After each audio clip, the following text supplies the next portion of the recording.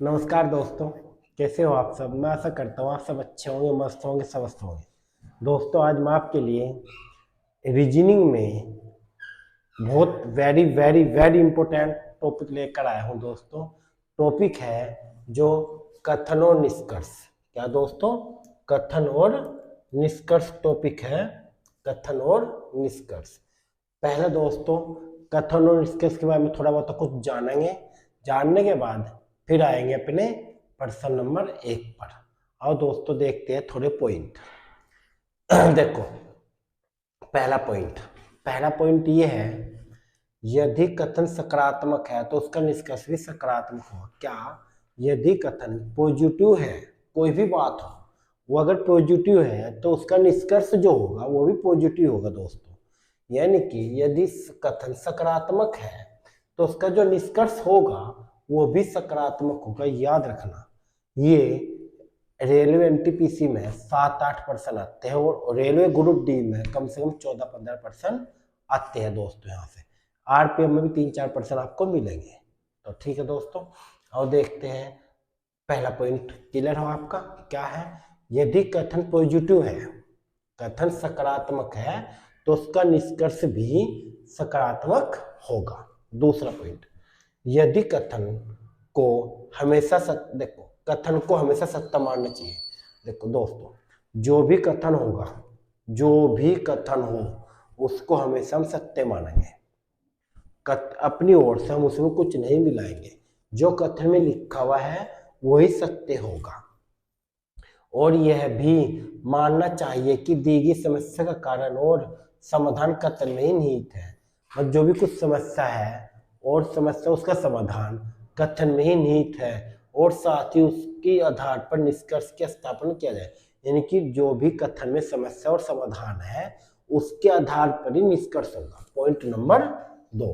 पहला आपको ये पॉइंट जानने की आवश्यकता है, फिर देखते हैं कथन निष्कर्ष। आप कथन निष्कर्ष में अगर ये पॉइंट 7-8 पॉइंट है दोस्तों, ये 10 पॉइंट हो कम से कम, ये जहां पॉइंट आपके कंप्लीट हुए और अच्छे से तरीके से आप जान चुके इस पॉइंट को, तो आप कथन निष्कर्ष कभी कोई गलती नहीं करने के।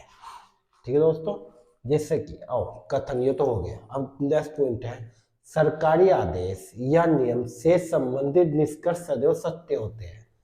सरकारी आदेश, जो भी सरकारी आदेश होगा उससे संबंधित जो भी आदेश है या नियम है, सरकारी आदेश से संबंधित आदेश से नियम हमेशा निष्कर्ष सदैव सत्य होगा। सरकारी आदेश या नियम से संबंधित जो भी हो, सरकारी बस सरकार के संबंधित होना चाहिए, निष्कर्ष है वो हमेशा सत्य होगा। यदि कथन में संवैधानिक चर्चा, संवैधानिक का मतलब जो हमारे संविधान में लिखी हुई है, यदि कथन में संवैधानिक चर्चा हो तो उससे संबंधित निष्कर्ष हमेशा क्या होगा? सत्य होगा। ये बात भी दोस्तों याद रखना। अभी मैं आपको बता भी दूंगा जब टॉपिक पर हम अपने आएंगे। पॉइंट नंबर नेक्स्ट, यदि निष्कर्ष में पूर्व धारणा अनुमान हो तो वह हमेशा गलत होगा। निष्कर्ष में कोई पूर्वानुमान हो या अनुमान हो या पूर्व धारणा हो, वो हमेशा गलत होगा दोस्तों। क्या होगा? बिल्कुल 100% गलत होगा। तो निष्कर्ष में कभी पूर्व धारणा और अनुमान हम सत्य नहीं कर सकते। अब नेक्स्ट टॉपिक है, यदि निष्कर्ष में तो गए भूतकाल, जो बीत चुका, भूतकाल और भविष्य काल की धारणा को निष्कर्ष में असत्य माना जाएगा। जो भूतकाल की बात होगी दोस्तों, या फिर जो आने वाले कल की बात होगी भविष्य काल की, वो हमेशा क्या होगा? असत्य होगा। क्या होगा दोस्तों? हमेशा असत्य होगा। आओ, तो दोस्तों ये पॉइंट थे आपके, जो आपको पॉइंट इस चैप्टर से पढ़ने से पहले आपको ये पॉइंट याद रखने। और थोड़े से पॉइंट और देखते हैं। ये निष्कर्ष कमजोर है। कमजोर का मतलब ये निष्कर्ष असत्य है और ये सत्य है। मतलब देखो, अप्रत्यक्ष संबंध, जो इनडायरेक्ट संबंध होगा, जो अप्रत्यक्ष होगा वो हमेशा दोस्तों गलत होगा। जो प्रत्यक्ष संबंध होगा वो सही होगा। अप्रत्यक्ष हमेशा गलत होगा। अप्रत्यक्ष का मतलब क्या है? अप्रत्यक्ष का मतलब दोस्तों ये है, इसने कह दिया सभी कुत्ते बिल्ली है। तो दोस्तों कुत्ते की बल बिल्ली की बात हो रही है कथन में, क्या हो रही? कुत्ते और बिल्ली की बात हो रही, लेकिन निष्कर्ष होगा, निष्कर्ष में किसकी बात हो जाए? मानने की बात। निष्कर्ष अगर यो कह दे कुछ हाथी, हाथी समझ मतलब देखो कथन में किसकी बात हो रही? केवल कुत्ते की और बिल्ली की। कुत्ते और बिल्ली से अलग कुछ भी हो तो इनडायरेक्ट होगा, तो इसका मतलब वो गलत हो जाएगा। और प्रत्यक्ष है, अगर देखो कुत्ते बिल्ली है, सभी कुत्ते बिल्ली है, अगर यहाँ निष्कर्ष में कुत्ते बिल्ली के भाई में दे रखा तो सीधा डायरेक्ट हो जाएगा, तो बिल्कुल सही हो जाएगा। ये सही। असंभव प्रयास, जो कभी भी असंभव प्रयास होंगे तो जो कभी पूरे नहीं हो सकते, जो बिल्कुल ही असंभव है, वो हमेशा क्या होगा? असत्य होगा दोस्तों। वैधानिक कदम, वैधानिक कदम हमेशा सत्य होगा। जो वैधानिक, जो बिल्कुल कदम सही है, वैधानिक है, संवैधानिक है, वो हमेशा सत्य होगा। अनुबंध समाप्ति, किसी के साथ कोई अनुबंध समाप्ति, अनुबंध हुआ और समाप्त हो गया, अनुबंध समाप्ति के बाद वो है बिल्कुल असत्य होगा।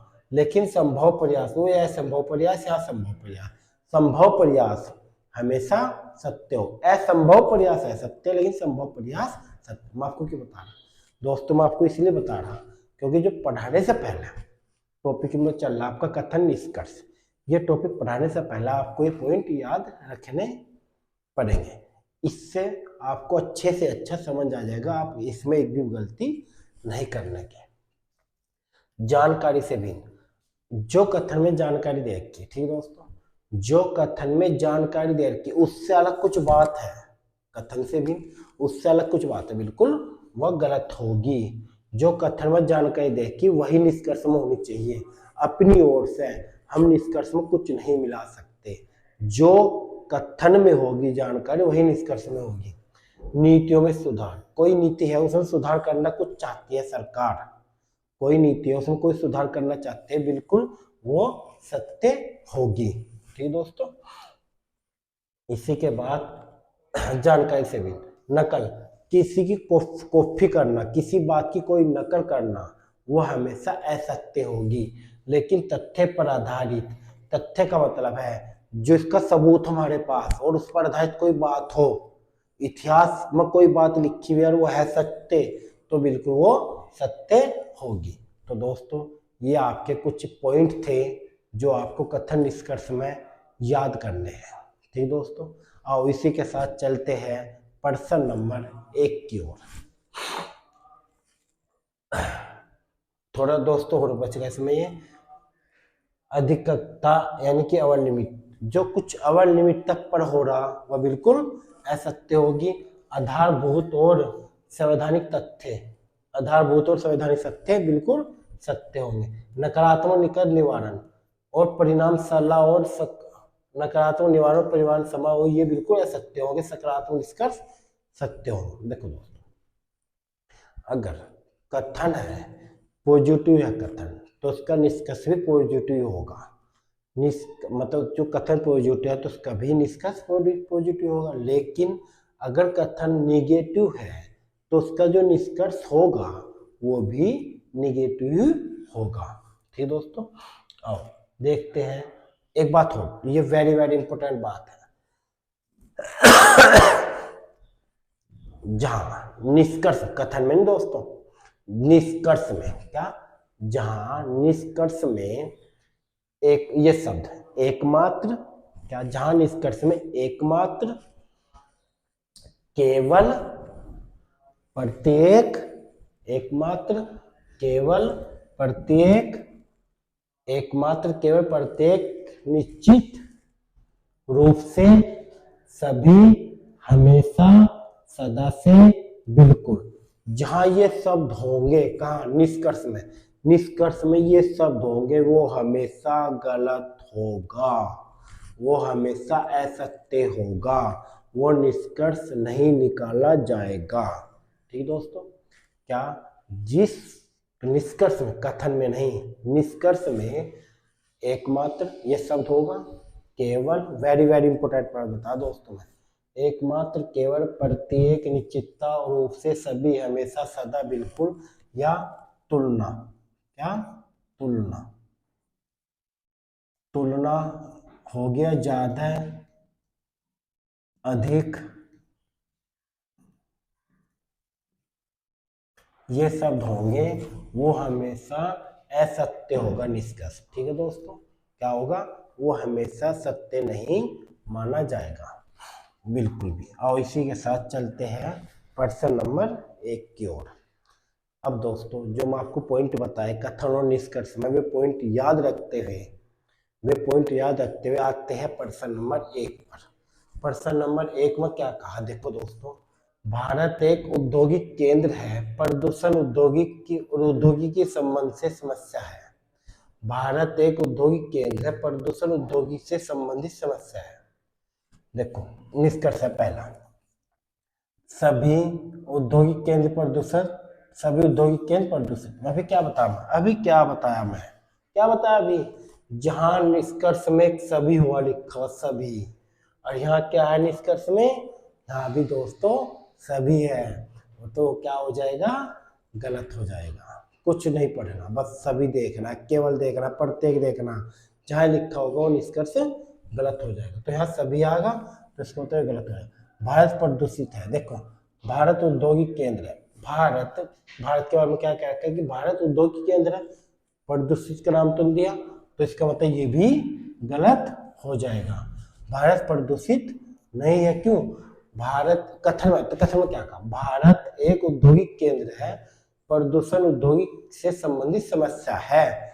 भारत प्रदूषित कथन को दे रखा, मैं क्या बता, कथन में कुछ ऐसी बात अपनी ओर से हम कुछ नहीं मिलाएंगे, जो कथन में दे रखा उसके अकॉर्डिंग हम चलेंगे। भारत औद्योगिक केंद्र कह दिया, ना कि प्रदूषण, तो इसका मतलब ये भी गलत हो जाएगा। प्रदूषित राष्ट्र औद्योगिक है, प्रदूषित राष्ट्र औद्योगिक है, भारत एक औद्योगिक केंद्र, प्रदूषित औद्योगिक से संबंधित समस्या है। ठीक है, तो ये भी पर्सन टॉपिक नंबर 3 भी असत्य हो जाएगा। भारत प्रदूषित हो सकता है, ये बिल्कुल सही है। क्यों हो सकता है? देखो भारत एक प्रदूषित हो सकता है, भारत एक औद्योगिक केंद्र है, जब भारत औद्योगिक केंद्र है, देखे कह दो दोस्तों, प्रदूषित औद्योगिक केंद्र से संबंधित समस्या है, तो इसका मतलब भारत औद्योगिक हो सकता है, कथन से पता लगा। ठीक दोस्तों, तो इसका आंसर हो जाएगा केवल चौथा सही है, केवल चौथा सही है, ऑप्शन सी, केवल चौथा निष्कर्ष सही है। तो दोस्तों मैं आशा करता हूं ये कथन निष्कर्ष का पहला प्रश्न आपकी समझ आया होगा। और इसी के साथ चलते हैं प्रश्न नंबर, बस 2 टॉपिक याद रखना जो मैं आपको बताया, प्रश्न नंबर 2 की ओर। बस एक बात ध्यान रखना दोस्तों, चैप्टर्स में हमें अपनी ओर से कुछ नहीं मिलाना, जो कथन में दे रखा हमें केवल उसके अकॉर्डिंग ही प्रश्न करने हैं। कठिन परिश्रम का कोई संस्थापन विकल्प नहीं है दोस्तों, कथन में कह रखा कठिन परिश्रम से अलग कोई भी और रास्ता नहीं है। कठिन परिश्रम सफलता की कुंजी है, पहला निष्कर्ष।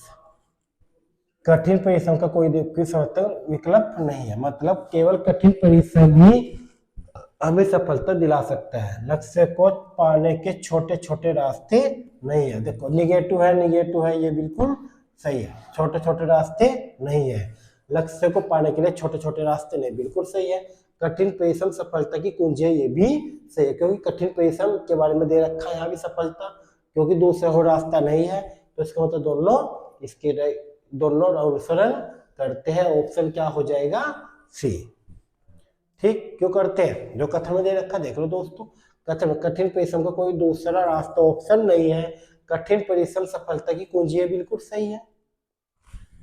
लक्ष्य को पाने के छोटे रास्ते नहीं है, बिल्कुल सही है, दोनों निगेटिव है, तो इसका आंसर बी सी ऑप्शन हो जाएगा। और इसी के साथ चलते हैं प्रश्न नंबर 3 की ओर। अंतरराष्ट्रीय तेल कीमतों में हुई अचानक तीव्रता वृद्धि को ध्यान में रखते हुए मैं क्या कहा था, जो सरकार आदेश करेगी वो बिल्कुल हमेशा सत्य होगा, हमें मानना पड़ेगा। अंतर्राष्ट्रीय तेल कीमतों में हुई अचानक तीव्र वृद्धि को ध्यान में रखते हुए सरकार तेल की कीमत की वर्तमान नीति की समीक्षा करेगी। क्या करेगी दोस्तों? समीक्षा करेगी, वह सही है गलत है, क्या करना क्या नहीं करना, इसकी जांच करेगी। निष्कर्ष है पहला ये दोस्तों आया हुआ है रेलवे ग्रुप डी 2018 में। ठीक है, सरकार अंतर्राष्ट्रीय तेल की कीमतों में अचानक हुई वृद्धि के बाद तेल की कीमतों में वृद्धि करेगी। देखो दोस्तों, यहाँ भी ये बात लिखी हुई है, यहाँ भी ये बात लिखी है, तो सही होगा, बिल्कुल होगा। सरकार अंतर्राष्ट्रीय तेल कीमतों में अचानक हुई वृद्धि के बावजूद कीमतों की वृद्धि में नहीं करेगी। देखो दोस्तों, ये याद रखना, ये बात भी है। अगर समझ, ये देखो, पहले सही मानते हैं तो दूसरा गलत होगा, दूसरी सही मानते हैं तो पहला गलत होगा।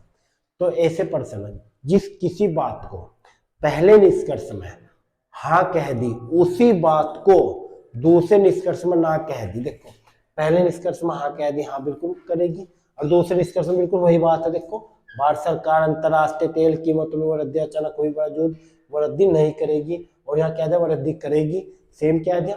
तो ऐसे कंडीशन में दोस्तों या में आंसर आ जाता है, या तो पहला या तीसरा इसका राइट आंसर होगा, या तो पहला या तीसरा, यानी कि इसका ऑप्शन हो जाएगा ऑप्शन सी। क्या करेंगे? या तो पहला या ऑप्शन सी, या तो पहला या दूसरा अनुसरण करता है। ठीक दोस्तों, या मतलब किसी बात को हाँ कर रहे उसी बात को ना कर रहे तो उसका निष्कर्ष या में हो जाएगा। ठीक दोस्तों, यह आपकी समझ आया होगा। और इसी के साथ चलते हैं प्रश्न नंबर 4 की ओर। प्रश्न नंबर 4, अधिकांश भारतीय जानते हैं कि अधिकांश भारतीय जानते हैं कि उनके पास एक महान विरासत है, किंतु कुछ इसमें विज्ञान को शामिल करते हैं, अब है निष्कर्ष दोस्तों, अनेक, यहाँ अधिकांश है, यहाँ अनेक है। भारतीय मानते हैं कि विज्ञान ने भारतीय विरासत को महान बनाया है। अनेक भारतीय नहीं जानते कि, देखो दोस्तों, मैं क्या कहा था, कथन पॉजिटिव है, पहले दूसरा निष्कर्ष देखते हैं, ये है निगेटिव, नहीं जानते, और यहाँ नहीं का कोई ना शब्द है, तो ये तो ऐसे भी गलत हो गया। ये पॉइंट मैं आपको बताया था। कथन निगेटिव है तो निष्कर्ष भी निगेटिव आएगा, कथन पॉजिटिव है तो निष्कर्ष भी पॉजिटिव आएगा। तो अब देखते हैं, अनेक भारतीय मानते हैं कि विज्ञान ने भारतीय विरासत को महान बनाया, ये बिल्कुल सही है। मैं आपको कहा था जहां अनेक होगा गलत होगा, लेकिन मैं सही बता रहा, क्यों? यहाँ भी कथन में मैंने लिखा अधिकांश मतलब अनेक ही हो। अनेक का मतलब होता है दोस्तों 100 मतलब 90%, अधिकांश का मतलब होता है 100 में से 90%। ठीक है दोस्तों, तो इसका पहला यानी कि पहला ऑप्शन इसका क्या हो जाएगा, option A is the right, इसका आंसर हो जाएगा। ठीक दोस्तों, और इसी के साथ चलते हैं प्रश्न नंबर किसकी, प्रश्न नंबर 5 की ओर। भारत के गौरवशाली अतीत का सबसे बड़ा प्रमाण है, भारत, वेरी वेरी इंपोर्टेंट प्रश्न है दोस्तों, भारत के गौरवशाली अतीत का सबसे बड़ा प्रमाण है कि पश्चिमी देश में आयुर्वेद प्रणाली की लोकप्रियता बढ़ती जा रही है। दोस्तों, जितने भी पश्चिमी देश हैं उसमें आयुर्वेद प्रणाली की लोकप्रियता बढ़ती जा रही है, यह है कथन। अब इसके अकॉर्डिंग निष्कर्ष है पहला, आयुर्वेद दवाइयाँ भारत में लोकप्रिय क्या है, क्या हो गया, नेगेटिव, और यहाँ कोई नेगेटिव की बात कही नहीं कही, कथन में पॉजिटिव सकारात्मक है और निष्कर्ष क्या नेगेटिव है, तो इसका मतलब यो गलत होगा। सिंपल सी बात है दोस्तों, ये गलत हो, गलत किस बात पर, इस बात पर। अब भारत में एलोपैथी, देखो दोस्तों, कथन में क्या कहा, आयुर्वेद, कथन में एलोपैथी का कहीं नाम है नहीं है दोस्तों, कहाँ है एलोपैथी, है कथन में नहीं है, कथन में क्या आयुर्वेद, और निष्कर्ष में क्या एलोपैथी, इसका मतलब बिल्कुल गलत हो गया, तो दोनों गलत हो गए। ठीक है दोस्तों, दोनों गलत हो गए, यानी कि इसका निष्कर्ष दोनों नहीं, ना तो निष्कर्ष पहला ना ही दूसरा निकलेगा। ऑप्शन क्या हो जाएगा? ऑप्शन हो जाएगा C, option is the right answer. तो दोस्तों ये भी आपकी समझ आया होगा। और इसी के साथ चलते हैं प्रश्न नंबर 6 की ओर। प्रश्न नंबर 6 की ओर।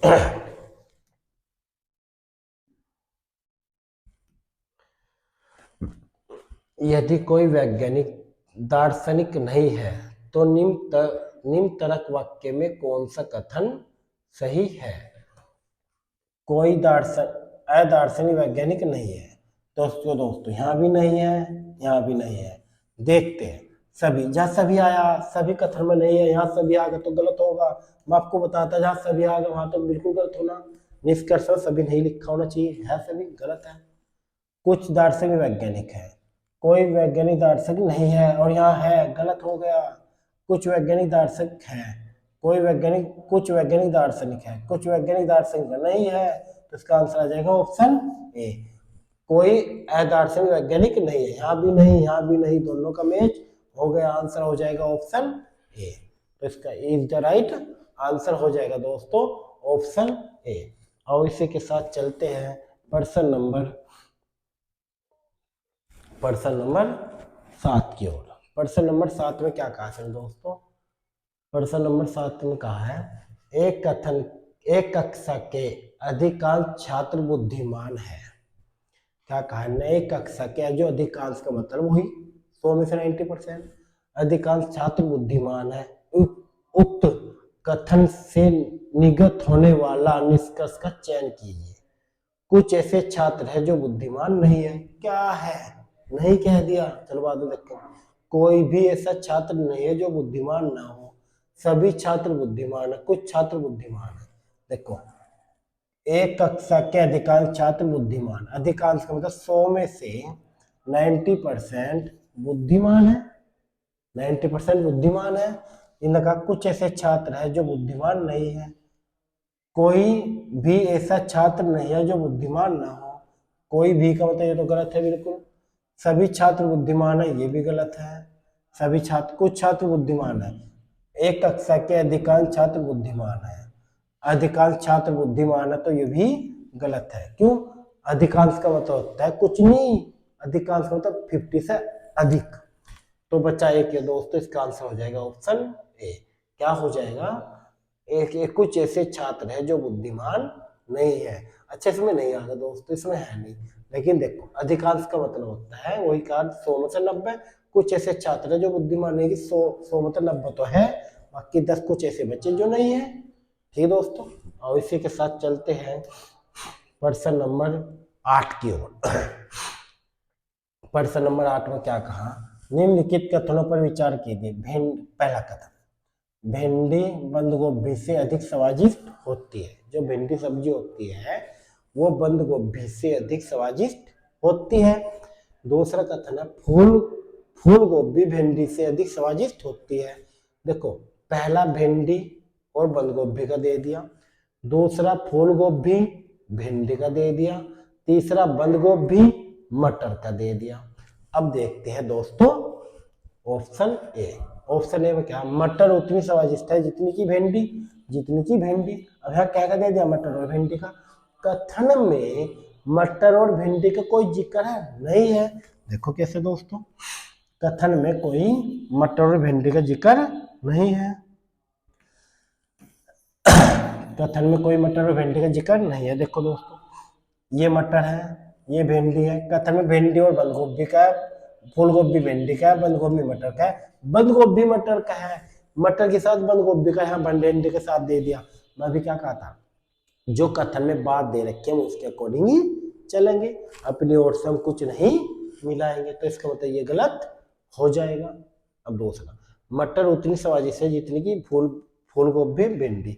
देखो दोस्तों, मटर फूल गोभी भिंडी, किसी भी कथन में मटर फूल गोभी भिंडी का जिक्र करा, भिंडी बंद गोभी का करा, फूल गोभी भिंडी का करा, बंद गोभी मटर का करा, लेकिन तीनों का कोई भी कथन में जिक्र नहीं है, तो ये भी गलत आंसर हो जाएगा। और इसके साथ इन चारों सब्जियों में बंद गोभी सबसे कम स्वादिष्ट है। चलो दोस्तों ये तो देखते हैं। पहले से देखो, फूल गोभी बंद गोभी से अधिक स्वादिष्ट, फूल गोभी और बंद गोभी, यहाँ देखो बंद गोभी के साथ मटर दे दी, फूल गोभी के साथ बंद गोभी नहीं दे रखी कथन में, तो ये भी गलत हो जाएगा।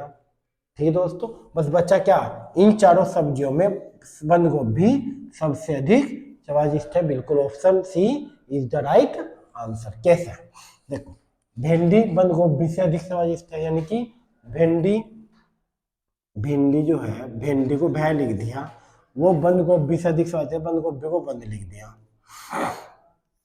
तो जो अधिक है वो इधर रखें, जो कम है वो इधर लिखते हैं। ठीक है, फूल गोभी भिंडी से अधिक स्वादिष्ट है, फूल गोभी तो फूल गोभी यहाँ होगी, फूल गोभी को फूल लिख दिया।